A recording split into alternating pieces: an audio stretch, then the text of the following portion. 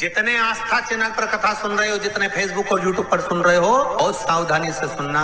तो जिनकी यहाँ संपदा की कमी होती है, वैभव की कमी होती है, लक्ष्मी की कमी होती है, प्रतिष्ठा की कमी होती है, धन की कमी होती है, कार्य के लिए आप जा रहे हैं और वो कार्य अटक रहा है, नहीं हो रहा, बहुत प्रयास कर लिया, बहुत दिन से लगे हुए कि ये काम होना ही चाहिए, ये काम बहुत जरूरी और होना ही चाहिए, नहीं हो रहा। एक कटोरी में गंगा का जल निकाल लीजिए।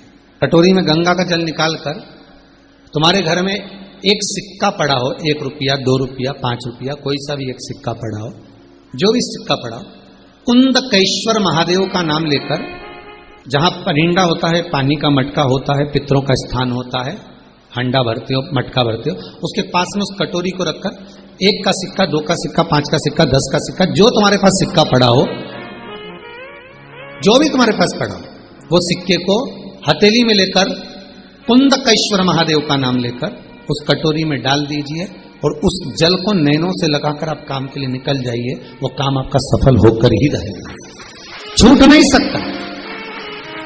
गंगा के जल में वो बल होता है, और आप जो सिक्का डाल रहे हो वो ये समझ कर डालें कि कुंदकेश्वर महादेव को मैं गंगा में स्नान करने के लिए। हमारे यहाँ पहले हमने भी देखा, आपने भी देखा होगा, किसी जब बारिश नहीं होती है या कोई काम अटक जाता है, जब बारिश, तो क्या करते थे पहले के जमाने में कि मंदिर को पैक कर दे, उसमें पानी भर दे शंकर जी के। आपने कई जगह देखा होगा, उसमें शिव जी को डुबा, तो किसके लिए डुबाते थे? कुंदकेश्वर महादेव के।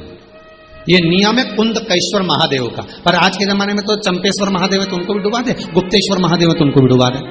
ये उनके लिए नहीं है। और फिर जब आपका काम हो जाए, आप जिससे मिलने गए हो, जिससे काम की बात करने गए और काम हो गया, तो वो जल ले जाकर सिक्के के साथ, सिक्का तो डालो मंदिर में, कहीं दान पेटी आदि में, और वो जल भगवान कुंदकेश्वर के नाम से शिव जी को समर्पित कर दो। बाबा से विनती करो, बहुत बहुत साधुवाद है बाबा, आपने मेरी लाज रख ली, तेरी कृपा बनी रहे, बस ये सुख मिलता है।